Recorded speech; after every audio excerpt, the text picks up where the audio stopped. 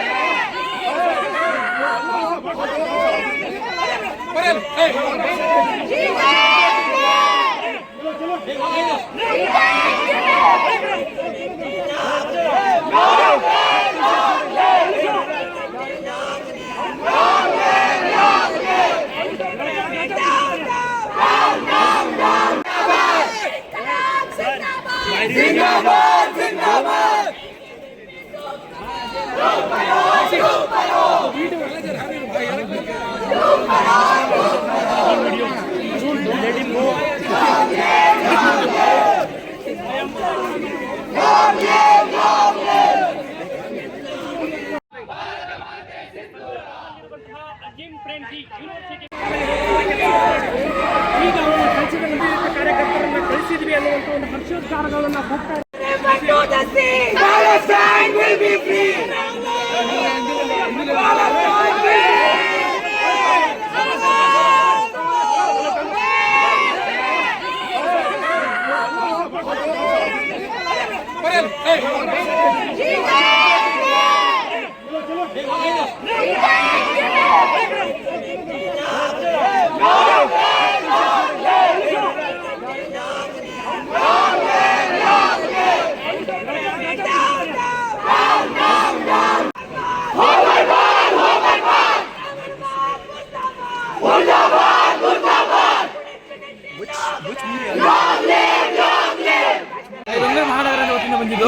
ಅಖಿಲ ಭಾರತೀಯ ವಿದ್ಯಾರ್ಥಿ ಪರಿಷತ್ತಿಂದ ಇವರು ಮಾಡ್ತಿರೋದು ಅಖಂಡನೀಯ ವಿಷಯ ಅಂದ್ರೆ, ಯಾಕಂದ್ರೆ ಸೈನಿಕರ ಮೇಲೆ ಅಪಪ್ರಚಾರ ಓಡಿಸುವ ಕೆಲಸ ಮಾಡಿದೆ ಇದು ಸ್ಪಾರ್ಕ್ ವಿದ್ಯಾರ್ಥಿ ಸಂಘಟನೆ.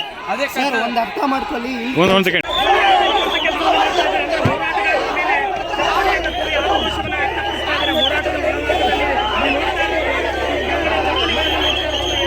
ಅಖಿಲ ಭಾರತ ವಿದ್ಯಾರ್ಥಿ ಪರಿಷತ್ ಬೆಂಗಳೂರು ವತಿಯಿಂದ ಅಬ್ದುಲ್ ಕಲಾಂ ಯೂನಿವರ್ಸಿಟಿಯಲ್ಲಿ ಸ್ಪಾರ್ಕ್ ಅನ್ನೋ ಸಂಘಟನೆ ಇವತ್ತು ಭಾರತದ ವಿರುದ್ಧವಾಗಿ, ಭಾರತದ ಸೈನಿಕರ ವಿರುದ್ಧವಾಗಿ ಕಾರ್ಯಕ್ರಮವನ್ನು ಮಾಡ್ಕೊಂಡು ಬರ್ತಾ ಇದೆ.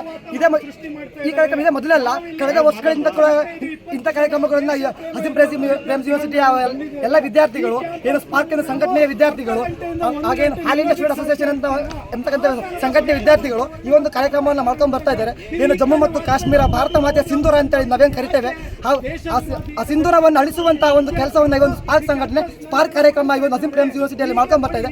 ಅಸೀಂ ಪ್ರೇಮ್ಜಿ ಅಂದ್ರೆ ನಮ್ಮ ಭಾರತದಲ್ಲಿ ಏನೋ ಒಂದು ಒಳ್ಳೆಯ ಹೆಸರಿರುವಂಥ ವ್ಯಕ್ತಿ.